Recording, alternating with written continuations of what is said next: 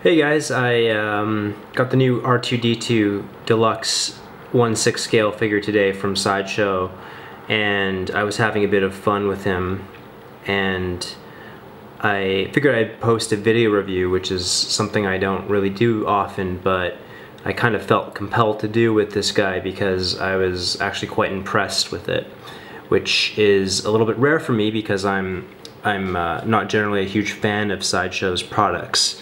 But I do have to say that they did a great job with this R2-D2, and I was a little bit surprised when I saw him go up for pre-order and I saw him revealed, because I, like many people, were waiting for the Bandai die-cast figure to come out, and that was shown a couple years ago, maybe a little bit more, at a con or something in Asia. And obviously the C3PO was released, and we all have that, and we were waiting for R2, and it didn't come out for whatever reason. I think it had something to do with the sale of Lucasfilm to Disney. And so when Sideshow released their pictures of R2-D2, I was very excited to have an option to pair with the C3PO. And personally speaking, it didn't bother me at all that he wasn't going to be die-cast, because I feel it's actually more prevalent with R2-D2 with C3PO to have die-cast than R2-D2.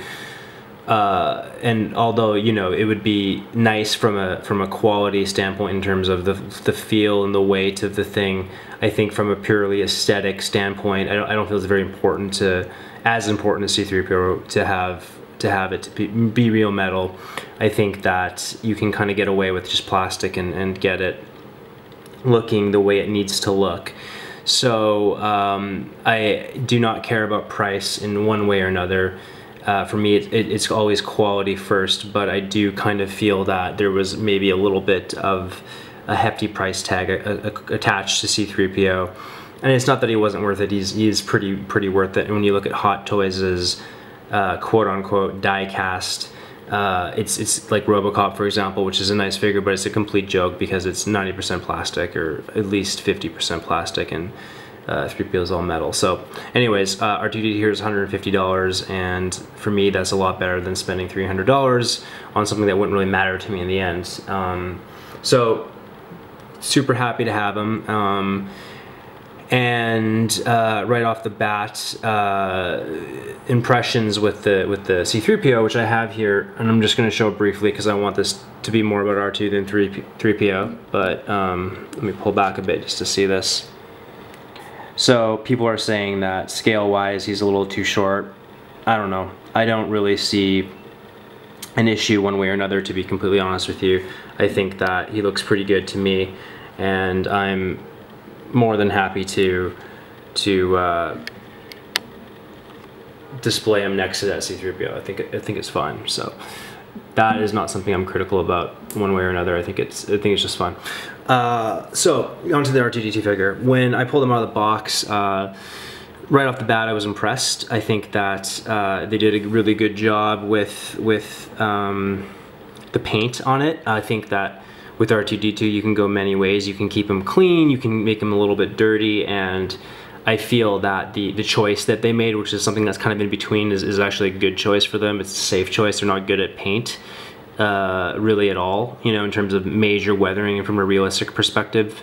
So what they did do, which they kept him just a little bit dirty down here and a little dirt on the dome, I think works well. I feel, you know, I've seen some guys do some alcohol blotting and sponging on the dome to kind of you know, show some of the silver and kind of make it a little bit more realistic. I actually thought it looked great from what I saw. Those guys did a great job, and I'm not really compelled to do it because I'm fine with it the way it is. But the nice thing about this is you can actually go a lot dirtier if you want to like have them look like Dagobah or Tatooine or something. So that was good. That was nice. You know, when you pick them up, obviously, you know, picking up that C3PO, you're not getting the same experience at all. It's very brittle feeling, and I actually noticed it felt a little bit too brittle when I picked it up. And it's not because of the fact that I was expecting it to be metal by any means, but because of little things like when you flipped them like this, all these compartments flopped around, they would fly right open, and you notice now they're not doing that because I had to fix some of that. But so that was a huge issue for me. If you do this with his head, it still happens.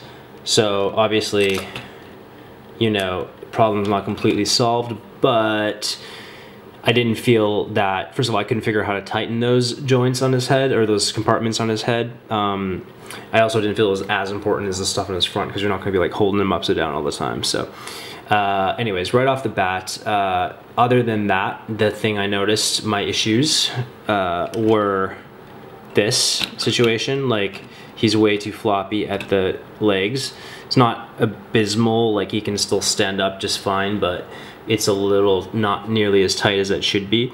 And the biggest issue that I had, I didn't have any paint issues or anything. I had some other issues which I'll explain in a minute, but you know, the instructions that he comes with are just the worst, and Sideshow needs to get it together, because Hot Toys, who half the time their instructions aren't even in English, like proper English.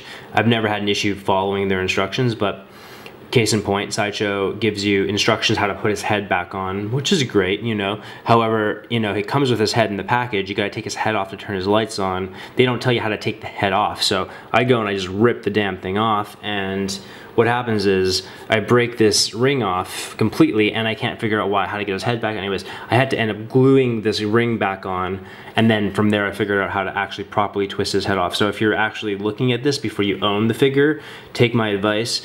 When you take his head off, what you gotta do is you gotta hold it here with your thumb, hold this ring thing in place at about just above the blue line. Here is where it twists off. Take it, grab by the dome, twist it, pull it off, pull the tab out for the switch to on, put it back in, and you're done, you're good. So yeah, that was my major issue. Now, how I actually tighten these compartments, and I'll explain that when I actually talk in depth about the compartments, was well, let's do that now. So they all open by magnet with this lightsaber, because there's a magnet at the end of the lightsaber, and basically what happened is this one and this one were particularly loose, and what I had to do is I actually had to take the door off this and the two little joints, put some glue in there to kind of tighten it up, let it dry, put the door back on, problem solved. This one was a lot more hard because you actually couldn't take this off, so I just kind of ended up putting some tack and some glue in the crevices just to tighten it up a bit, and seems to have done the trick. So as far as the features of this figure, let's start first with the lights, as you saw briefly for a second when I touched it. So once you flip the switch on, you get this nice touch sensitive feature where you can actually touch his lights and they come on. One tap is that, second tap is the projector here. At first I thought that these two lights were broken because they don't turn on. I don't think they're supposed to. I haven't seen that on any of the other reviews or photos, so I don't think that's actually something that's supposed to happen. So I have to say that I'm not a huge fan of lights, I don't really use them, but this I love. I think it's so well done, and it's really easy with the touch thing, and it's R2-D2, and you know, other than sounds, which I'm not saying this should have came with sounds, I don't really care, but it feels right for him, and it's easy and it's beautiful, and they work well, and I'm very happy for that. And I have to say overall that this figure is really pretty impressive. I was pretty pleased with it, and obviously pleased enough to do a video review and to just have some fun with them. And I think a lot of it has to do with the extras and the goodies that they put in. You know, I got the exclusive, which has all, I think, 6 arms here, and the original one, or the regular one, comes with 3 arms. And some people are saying that there's it's not really worth the money because you can get a coupon or something to get the real regular version. And I don't really know anything about coupons. I can't really speak to any of that stuff, but what I can say is that as far as the arms go, you know, the more the merrier, and you know, I think it's cool to have as many as you can because they're all really cool, and there's various iterations of arms that he's had in different films and everything, and I think it's great to be able to have all those options to pose them with. So, you know, when you open the compartment, you can grab onto these pistons, and they're pretty difficult to actually get out, but when you do, you can plug in the arms, and the pistons go up and down, which is a cool feature. However, they're pretty loose, so, you know, you hit it just right, there you go, and it slides all the way down, and, you know, kind of annoying, but it's Sideshow, so I'm not really expecting super high quality, but it would have been nice if that was a little tighter as well. So that being said, other than that, it's a really great feature and something that's goes a long way to making this figure a little bit more special. So those all work pretty well, you know, I have to say. This compartment I have a hard time opening, I don't know why, but you know, you plug one in there, one in there, so they look good, they work good, and they're a nice feature. What doesn't work as well is the compartments on his head, aside from flopping open when you don't want them to.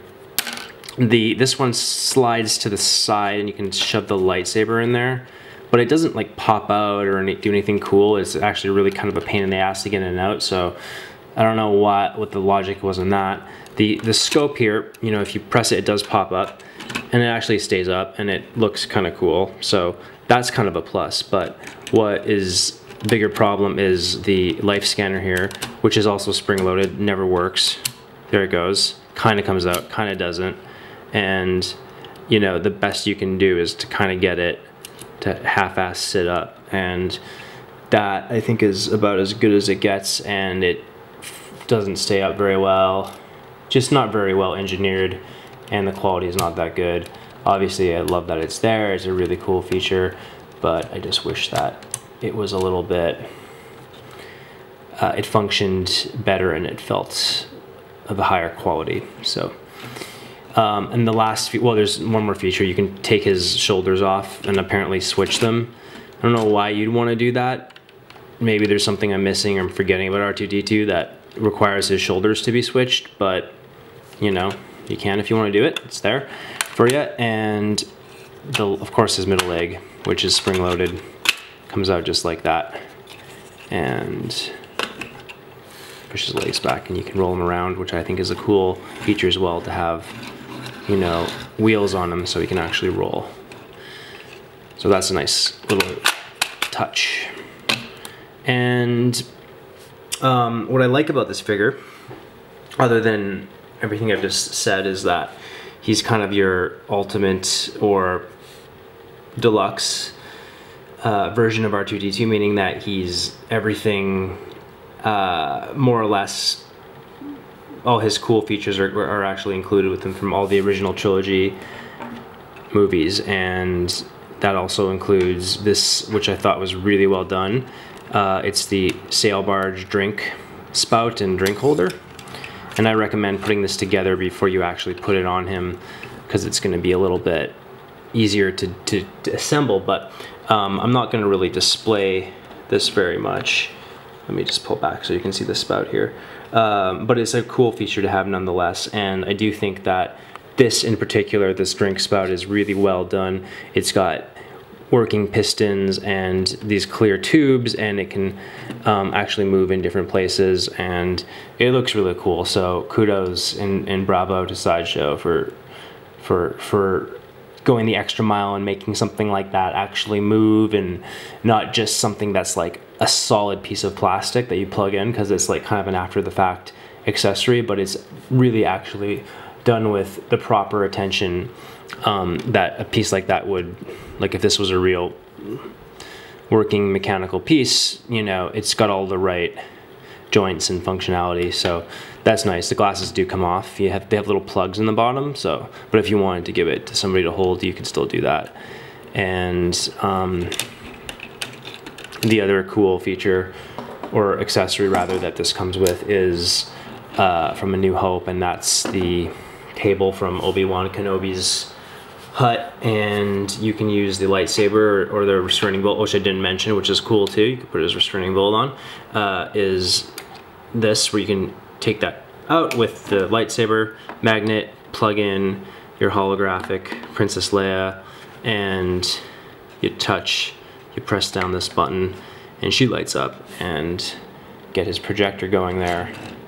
And it's all kinds of cool. It's a great feature, and it's something that's, despite the fact that this looks a little cheap, the table looks cheap, it does. You can maybe just paint that or weather that up to get it to look better. It's a cool feature, and something that I actually kind of like having beside him. So I do appreciate that was included. This thing, this kind of hook thing, was broken in my package, and you know, it's Sideshow, so I'm not surprised that these things happen, although it's always disappointing, and you're sort of left with the choice of like, do I want to contact them and send it back and wait 3 weeks and smash my R2-D2 up with a hammer or whatever I gotta do, or do I just like glue the damn thing? And I just glued it, because at the end of the day, what's the difference anyways? In principle, is it bullshit? Yeah, it's bullshit, but you know, it is what it is. Same old thing with them. So you know, it kind of leads me to my point about Sideshow really not being up to par, and I am critical of them for several reasons, but I feel like, you know, obviously they do have good product from time to time. I want to say that this is a home run. I want to rate this figure about a 4.5 out of 5, and an A, you know, out of a maximum potential of an A+ situation. This is an A figure. What would make it A+? What would make it 5? I would say that it's more about the actual quality and the quality control issues, like the floppy panels and the floppy feet, and the weird situation with the panels on the head that's keeping it from being that high level.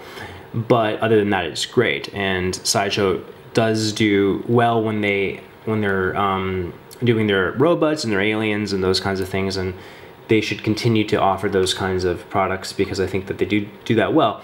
What they don't do well, in my opinion, is anything human related, and case in point, their recent Snake Plissken figure was full of all kinds of problems. They haven't really, you know, improved their product too much. Granted, it's more improved now than it ever has been, but the prices they're trying to charge, and Snake was only $150, I understand that, but you know, they're trying to charge Hot Toys prices, and their quality is nowhere near Hot Toys, and their prototypes look pretty good, I have to say. I'm impressed with some of the Star Wars stuff, but you know, if it comes out looking like Snake, it's a big issue. And for me, you know, when you're charging $239, sorry, $239